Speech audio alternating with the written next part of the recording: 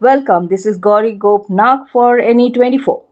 A massive protest erupted in Silchar against the VAT bill. People from the Islamic community were seen joining a large protest rally carrying placards in their hands. On Sunday, members of the Islamic community from the Badri Breach and Madhuraband areas of Silchar organized a protest march against the VAT bill. Nearly several thousand members of the Muslim community participated in the protest. The air resounded with slogans of Allahu Akbar and down with BJP raised by the protesters. Speaking to the media, the protesters stated that they cannot accept the VAT bill under any circumstances. They demanded that the government withdraw the bill immediately. Until the bill is repealed, they vowed to continue their movement peacefully and democratically while maintaining law and order. For more news and updates, subscribe our channel NE24 YouTube and support us by following our Facebook page. So, এটা প্ৰতিবাদী সমদল ওলাইছিলে বেৰেঙা অঞ্চলৰ পৰা আৰু তেওঁলোকে কোনো permission বা তেওঁলোকে কোনো যেতুকে নিৰ্বাচনী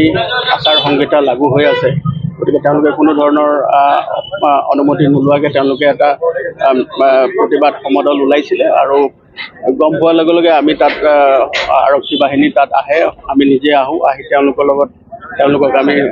ডিসপাস কৰি দিওঁ ডিসপাস কৰাৰ সময়তে দুই তিনিটা দল তেওঁলোকৰ কিছুমান দুই এটা উদণ্ড ল'ৰা আগবাঢ়ি আহি পেলাই এটা পৰিৱেশ সৃষ্টি কৰিবৰ কাৰণে তেওঁলোকে চেষ্টা কৰিছিলে গতিকে আমি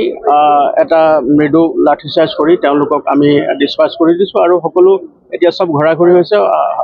মানে যিটো পৰিৱেশ আছে সম্পূৰ্ণ শান্তিপূৰ্ণ আছে আৰু আমি ৰাইজক আহ্বান কৰিছোঁ যে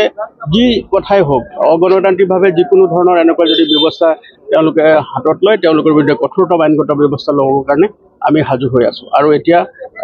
ইয়াত পৰিস্থিতি সম্পূৰ্ণ নিয়ন্ত্ৰণাধীন আছে আৰু যিটো তেওঁলোকৰ যিটো প্ৰতিবাদী সমদল ওলাইছে তেওঁলোকে সব ঘৰাঘৰি হৈছে আমি তেওঁলোকক কৈ দিছোঁ আৰু তেওঁলোকৰ যিসকল জনা বুজা লোক আছিলে তেওঁলোকে ইতিমধ্যে সকলো ৰাইজক বুজাই মেলি তেওঁলোকে পঠাই দিছে আৰু তেওঁলোকে ইয়াৰ পৰা গুচি গৈছে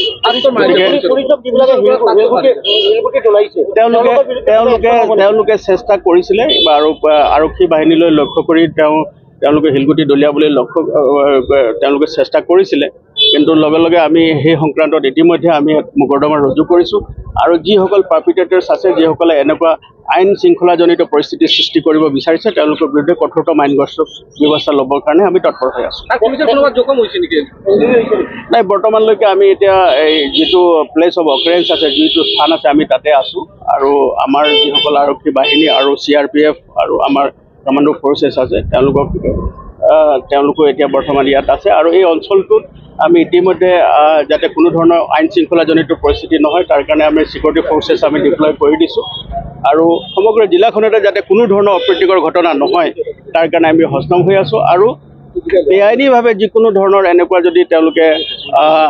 প্ৰতিবাদী সমদল বা তেনেকুৱা কাৰ্যসূচী তেওঁলোকে গ্ৰহণ কৰে তেওঁলোকৰ বিৰুদ্ধে কঠোৰতম আইনগত ব্যৱস্থা ল'বৰ কাৰণে আমি তৎপৰ হৈ আছোঁ